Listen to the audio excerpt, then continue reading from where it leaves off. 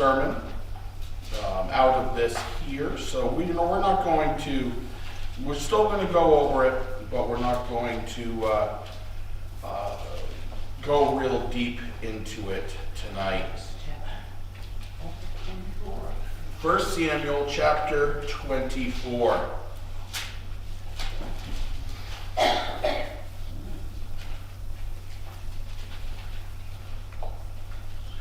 Well, let's begin reading right in verse 1. Now it happened when Saul had returned from following the Philistines that it was told him, saying, "Take note, David is in the wilderness of En-Gedi."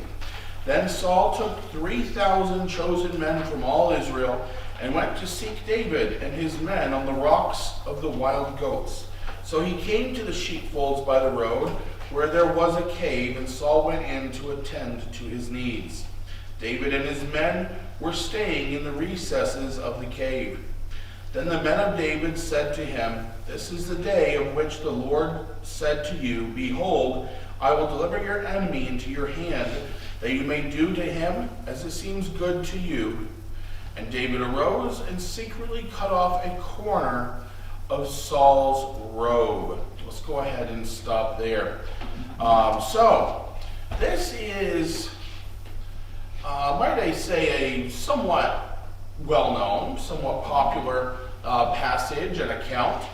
I will say, though, that in my, I can't say study, in my reading, of this passage in the past, in my relying on, say, Sunday school teachers and that of mine growing up, it wasn't until Pastor went and taught on this a few weeks ago that I realized no matter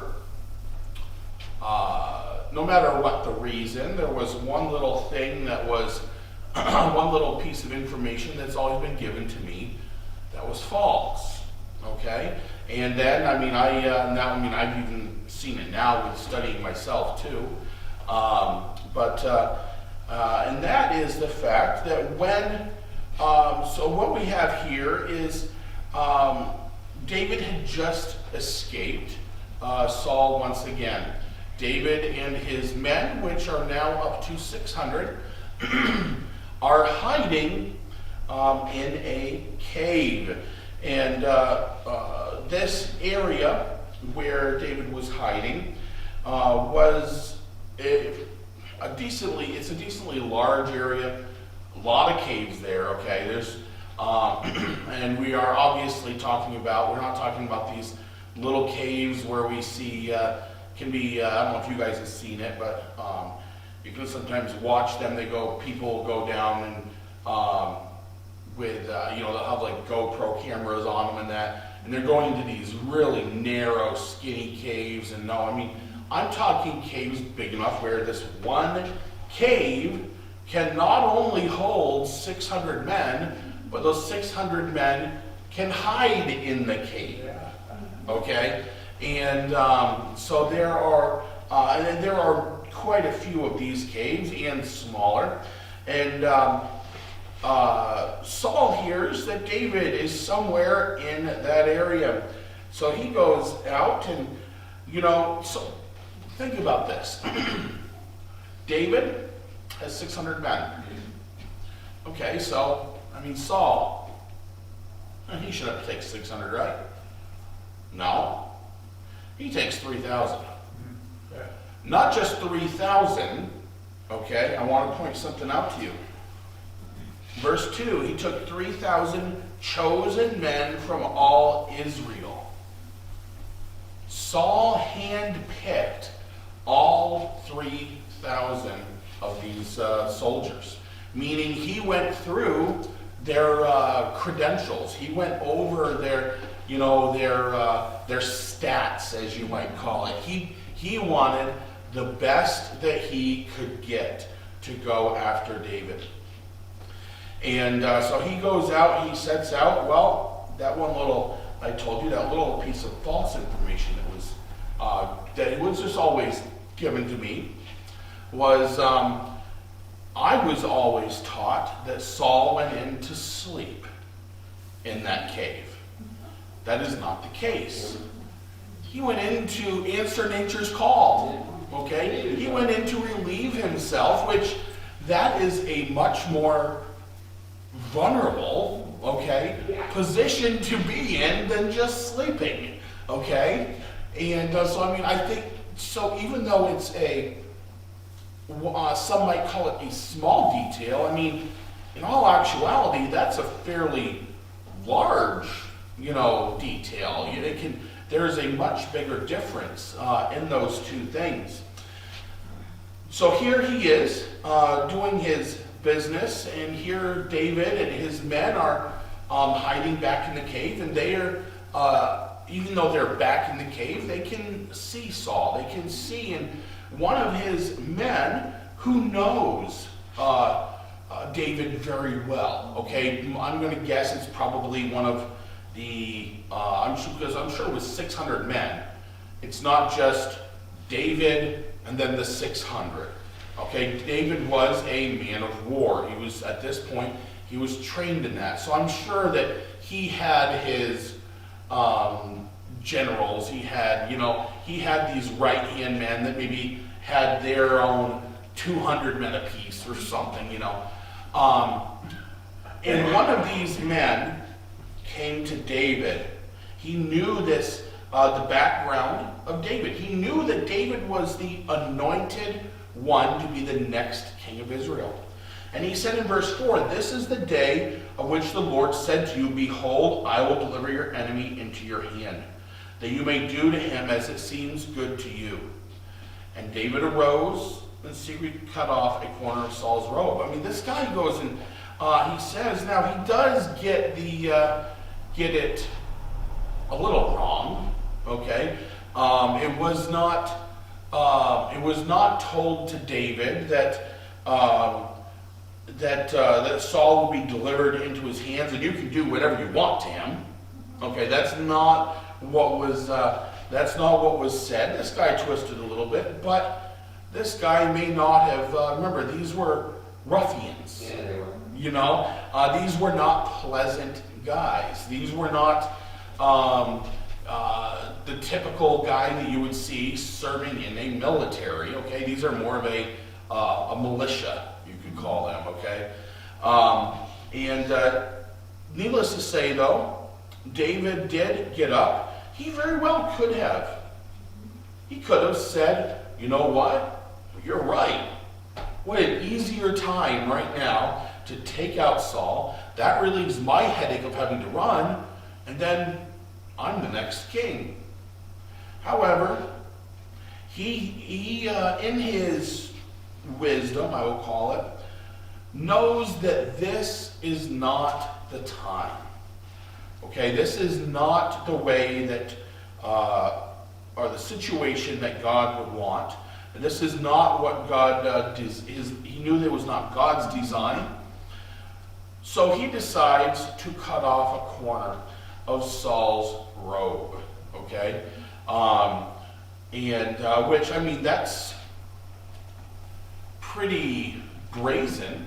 Okay, in all actuality, just because of the. Now, I don't know if Saul was still wearing that robe, or if Saul had, say, removed the robe and set it next to him while he did the deed. I'm not sure.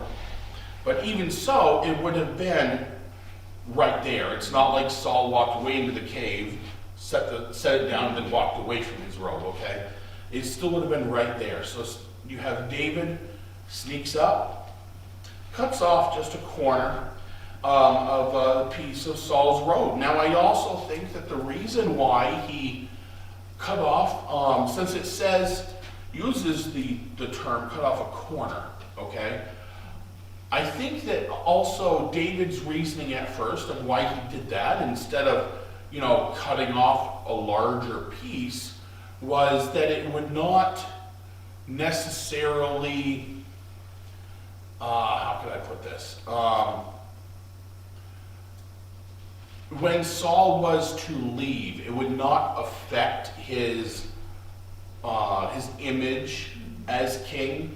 Okay, it's something that could have very easily on the battlefield could have happened, okay? So even though David cut this off, it wasn't just, I think he had that purpose as far as he just went for a small piece of the corner, but large enough to where that it could be seen from a distance, okay?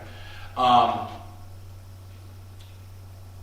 I want to show you something, okay? He has not taken that blade that he used to cut off the corner of Saul's robe. He did not take that. He did not spill a drop of Saul's blood. In fact, Saul at this point doesn't even know what has happened. Doesn't know David is there. Does not know that there are 600, mean militiamen right behind him. Okay? And yet, verse 5, now it happened afterward that David's heart troubled him because he had cut Saul's robe. Okay?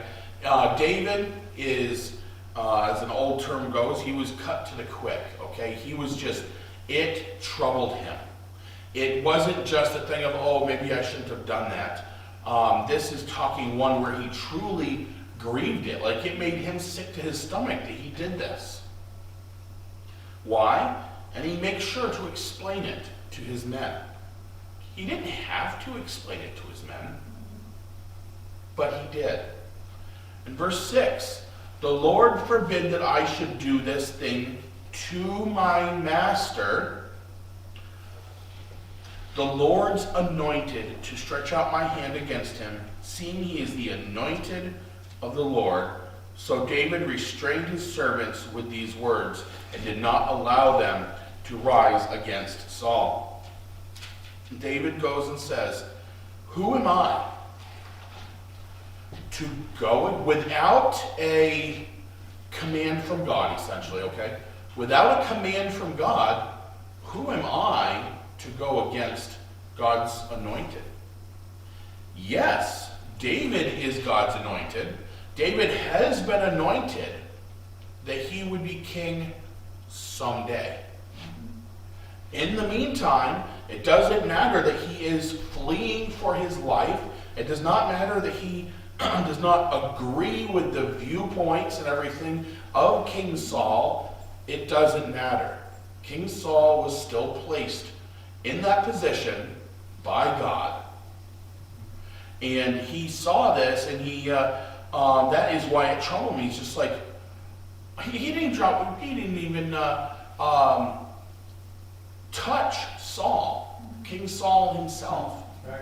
Just took a corner of his robe. But it was that sign of disrespect that was disrespect against God's chosen that truly bothered him and troubled his heart.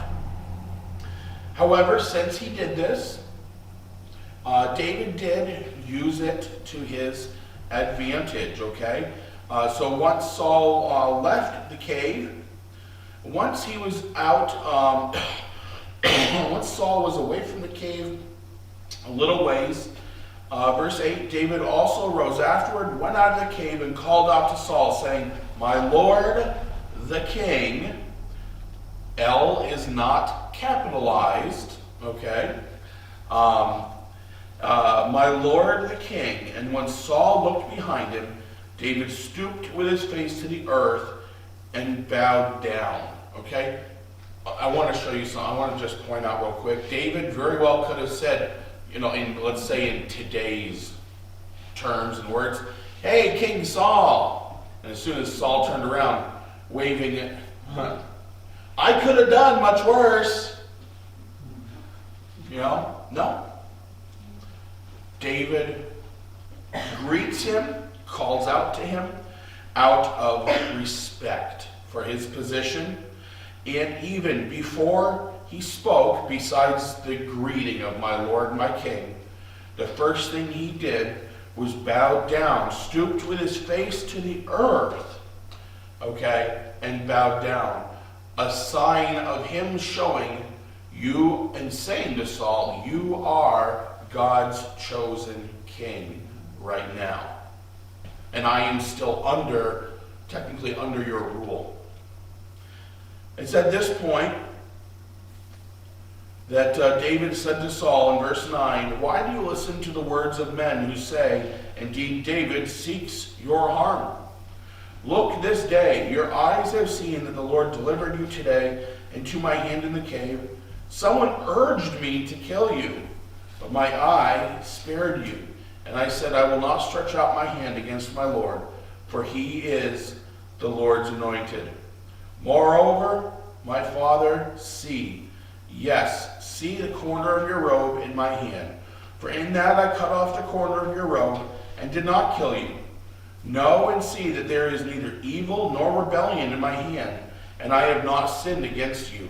Yet you hunt my life to take it. Let the Lord judge between you and me, and let the Lord avenge me on you.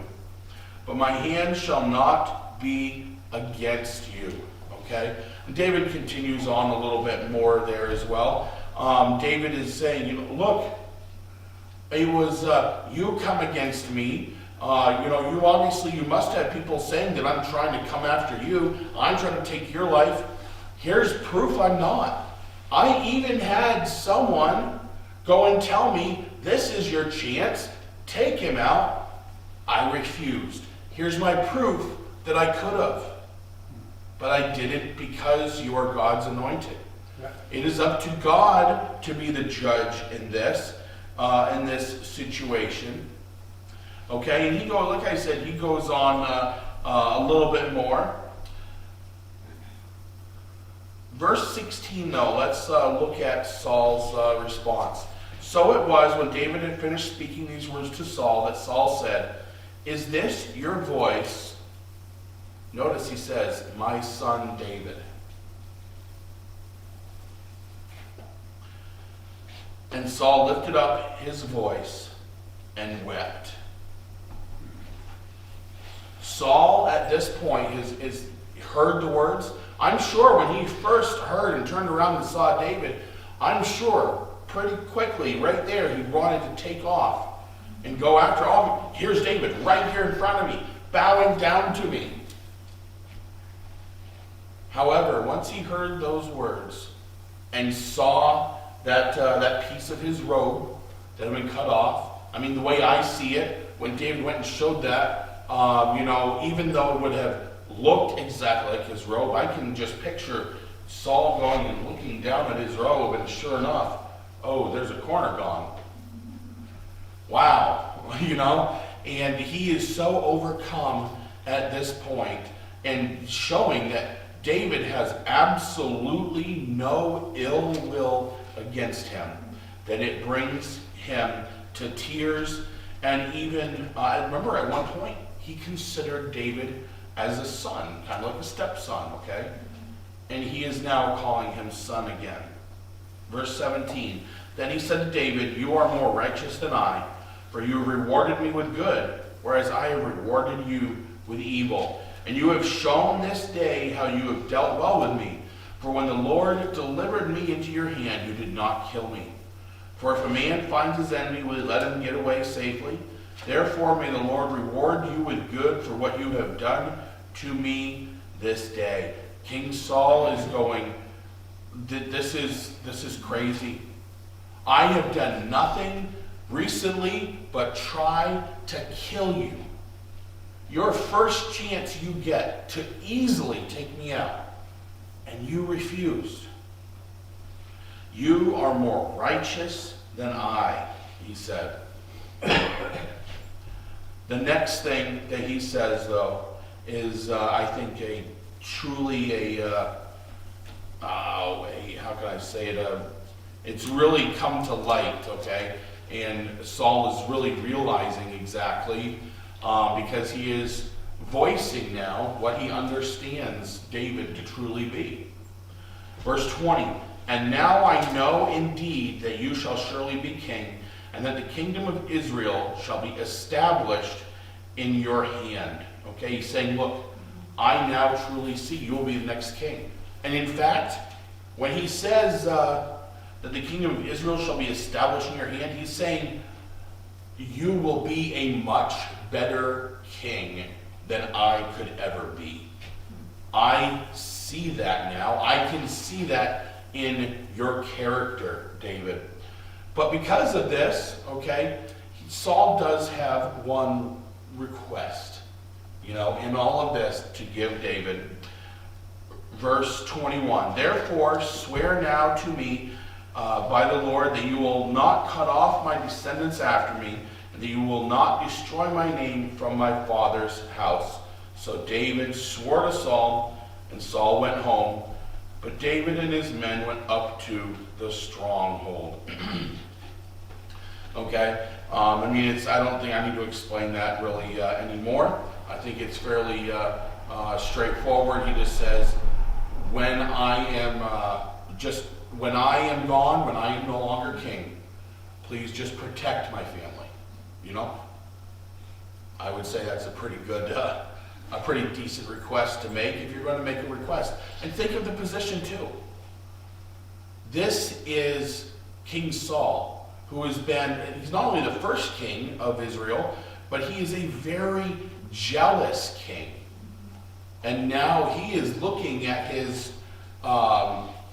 successor, his one-day successor, and viewing him as, not current, but he's viewing him as king and saying, I know you'll be a king. You're going to be better than me. Please take care of my family. That is such a huge step, such a huge turnaround from what he had been. Getting into chapter 25, verse 1, first 3 words. Then Samuel died, okay? So, verse 1, of chapter 25 is Samuel has died, and everyone is gathered together, for the funeral, lamented over him and everything, over his passing, as well with David and everything, okay? And it says in the end of it that David arose, went down to the wilderness of Paran. Now the next section that we are going to get into is one that I don't know about anybody else here, but I'm not sure that I have ever heard it spoke on, and this is actually quite powerful section. So David is once he has left the funeral and the mourning time in that city, he goes down to see in the city where he had remember the Philistines, okay, were pillaging, and they were going into the threshing floors and that sort of thing. Well, part of that city, once the threshing floors would have been pillaged, that was always the first thing they went after. Then they would go after, typically, once the threshing floors were pillaged, they would go after the livestock then, okay? And there was a man as part of that city. His name was Nabal, that's how I'll pronounce it. Nabal, okay? He was a very wealthy man. And David's men took care in that battle to make sure he did not lose any of his sheep or any of his livestock at all, and even protected and never lifted a finger against this man's shepherds. So David and his men are at a point where they need some help. Okay, they're even if it's just a meal, even if it's just some food, they are looking for a little help. So David decides, he knows of this Nabal, how that he's very wealthy, and it would be nothing for him to be able to at least give a meal, okay, to him and his men. So David sends 10 of his young men to speak to Nabal on his behalf.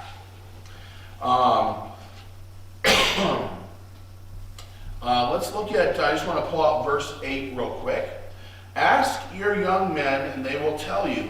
Therefore, let my young men find favor in your eyes, for we come on a feast day. Please give whatever comes to your hand to your servants and to your son David. Okay, so David is what his request is, what he's saying here is, look, beggars can't be choosers. Whatever, we ask just for some sort of help. Whatever you want to help us with, whatever you want to give us, this is on a feast day, so we also know there's tons of food already prepared, okay? Whatever you want to give is wonderful, but please help us since we have already helped you, essentially. If you read more, that's what you see. Now,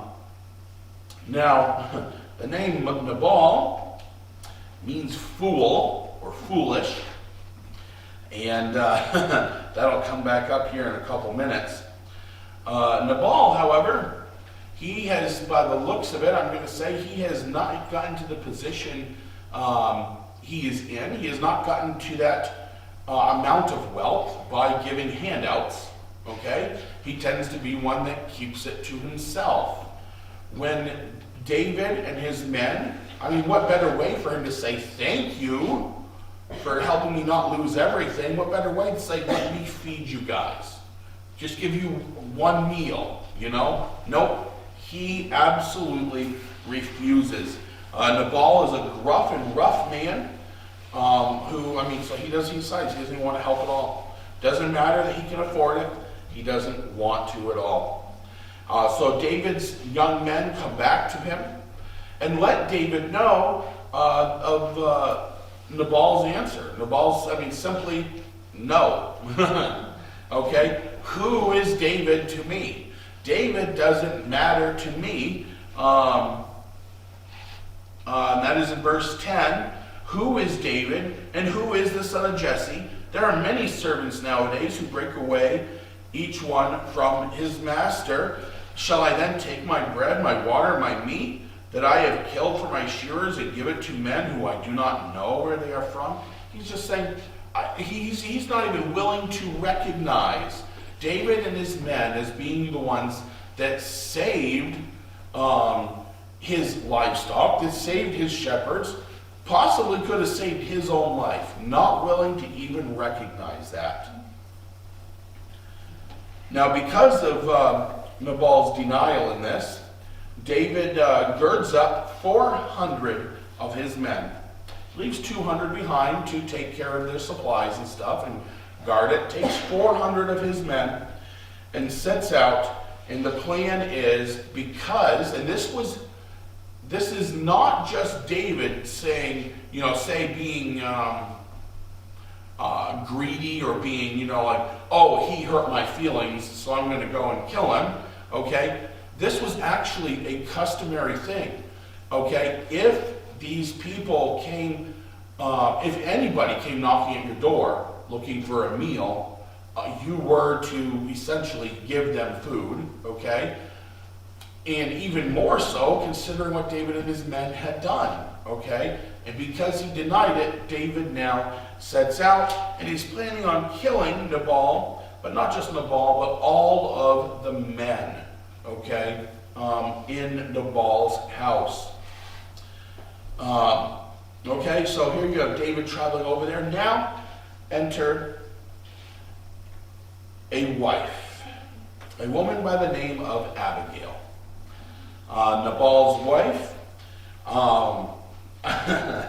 It's, I don't really know how to really, you want to talk about love and a saint when it comes to being a wife here, okay? She hears, okay? So one of the servants that happened to be there when David's young men approached Nabal about it, went back and let her know, okay? And this was well known to her and to the servants that Nabal was a fool. He really, truly lived up to his name. And that is actually brought out in verse, so I thought I had it written down. I didn't. Guess I don't. Let's see. Verse 25. Please let not my Lord regard this scoundrel Nabal, For as his name is, so is he. Nabal is his name, and folly is with him. This is just saying, this is, Nabal is, his name means fool, and he has really taken his name to heart, okay? He wants to make sure to really, truly live up to the expectations of the meaning of his name, okay? So, she, though, being a, obviously, like I said, a very wonderful wife, decides to try and save her husband's life, as well as the lives of, obviously, all the other men involved there. She goes and she packs up 200 loaves of bread, 2 skins of wine. Now, 2 skins of wine is not talking about the little, I'll call it, skins that it sometimes were talked about that was kind of like a single serving, okay? Just be a small canteen size.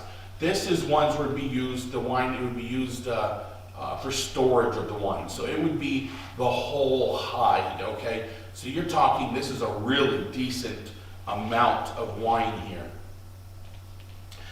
5 dressed sheep, okay? 5 sheep that had been fully butchered.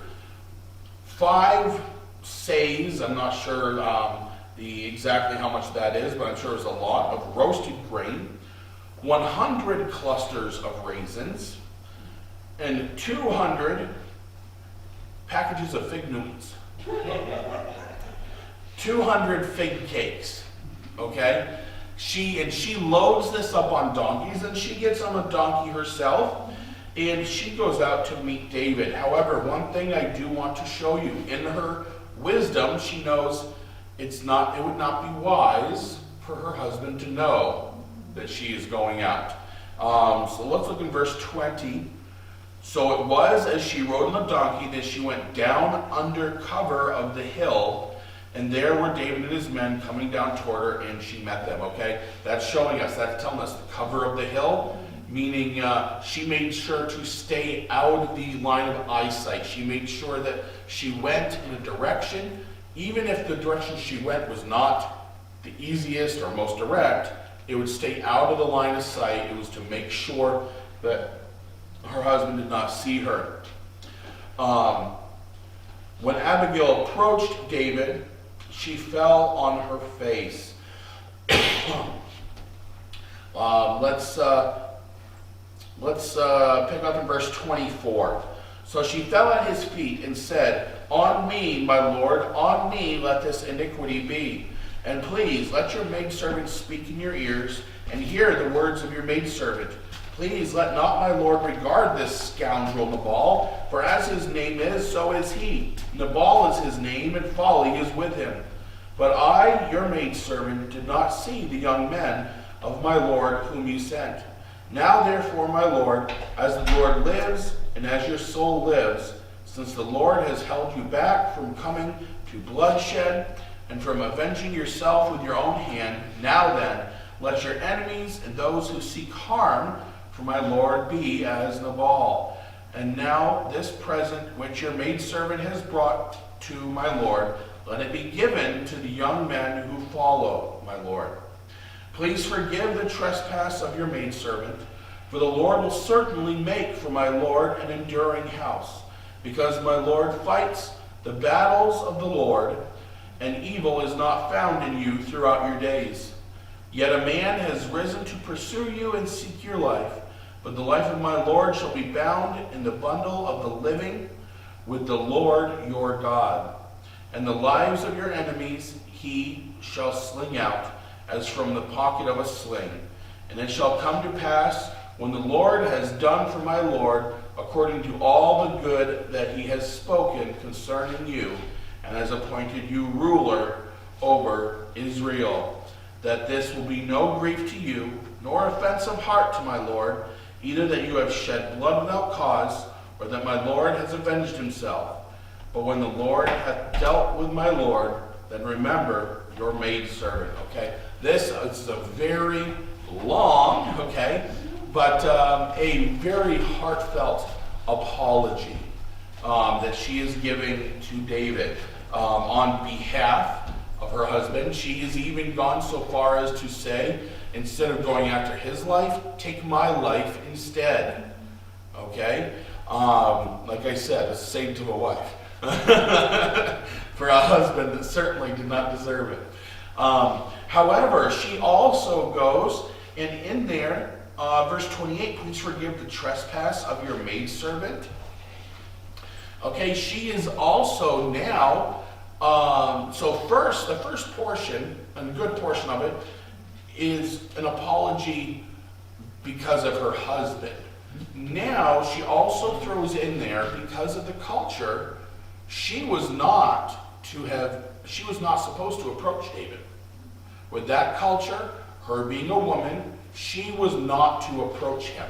It should have been the man of the house, or say the head of the servants, maybe, if he had a specific person that was to greet, okay? It was not to be a woman. It was not her place. And she asked forgiveness for that as well. And she shows that she knows who David is, she recognizes him for what he has done, and the fact that he seeks no ill will, even though King Saul has been chasing him. Verse 32, we see David's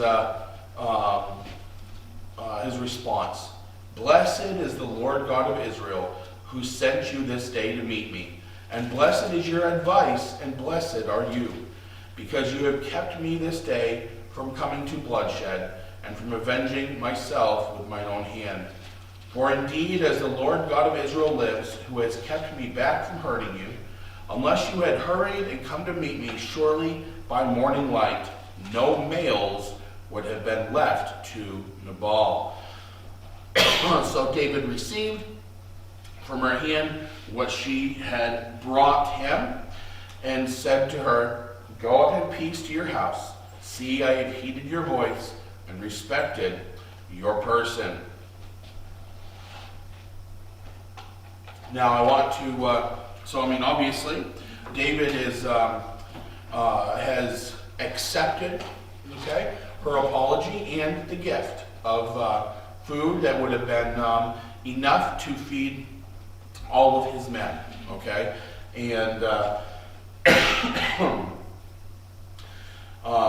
so as she goes back, though, okay, however, she does not go back and tell her husband right away. When she gets back, her husband, okay, Nabal, is now at the feast, okay?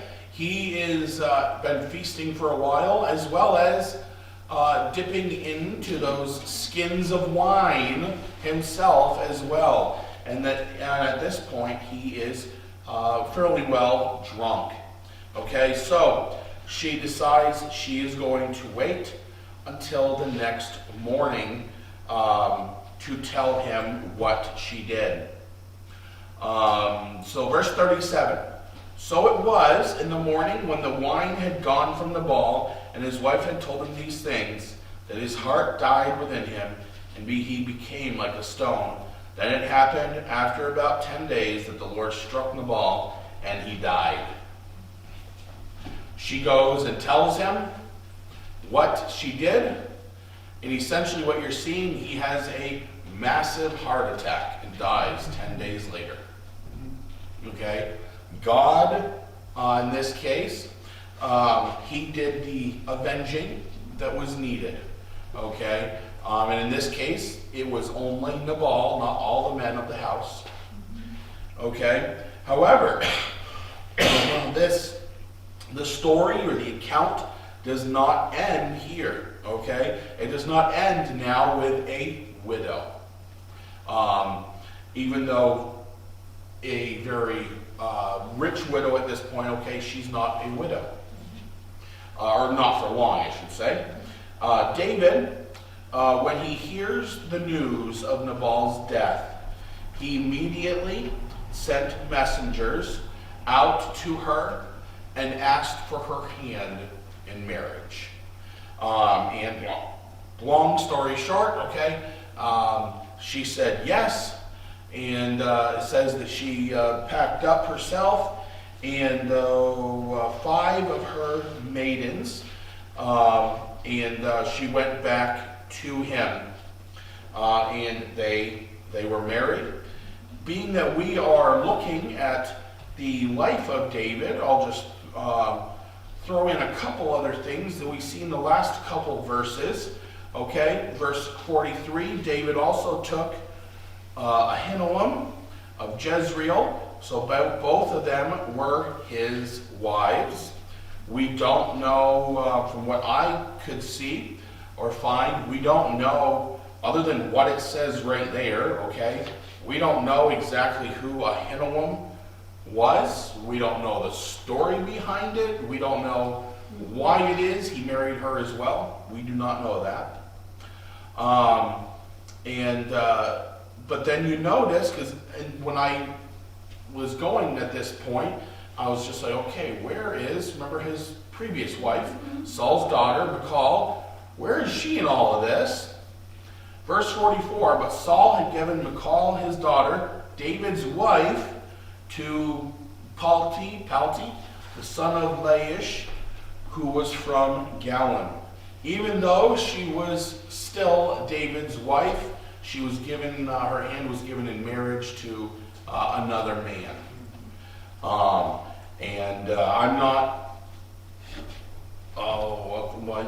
what I might say, fluent, okay, in the practices at that point as to what would have gone on there or in that sense with that sort of situation. I'm not sure, but anyhow, David now has the 2 wives, Ahinoam and Abigail, at that point, where we are going to leave off and finish for tonight, and we are going to pick up next week right here where we left off. Let's go ahead and close in prayer. Heavenly Father, Lord, I thank you so much for your word, Lord, for the many lessons that can be learned. And Lord, as we look tonight, Lord, at the self-control, Lord, but at also the wisdom that David had when he very easily could have taken Saul's life, but he didn't.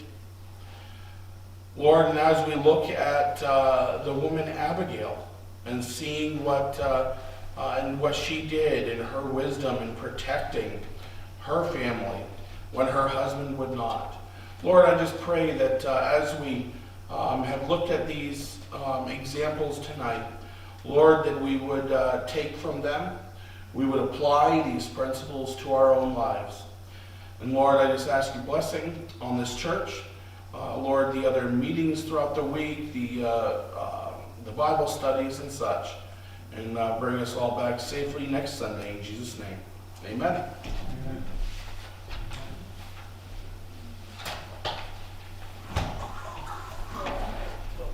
How's Mr. Dana doing?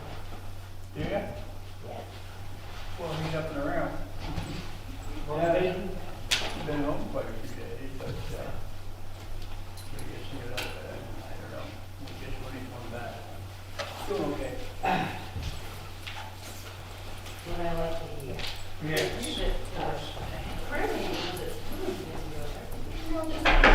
Thank you, sir. Yeah, this one we didn't have, so. Yeah. Oh, that's a long tour. Yeah. Watch out for the rain now. I think it's supposed to rain. It's looking that way in the sky tonight. Really? I thought it was a couple of days away. Well, it may be that part, but the clouds all, they were all wrinkled up. Clouds and so on. Whatever.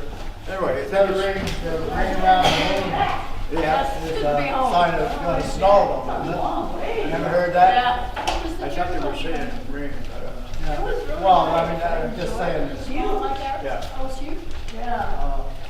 I don't It's separated think into this 3 case it's chunks, and I counted. going to snow, but I'm just observing it. Wow. When I see a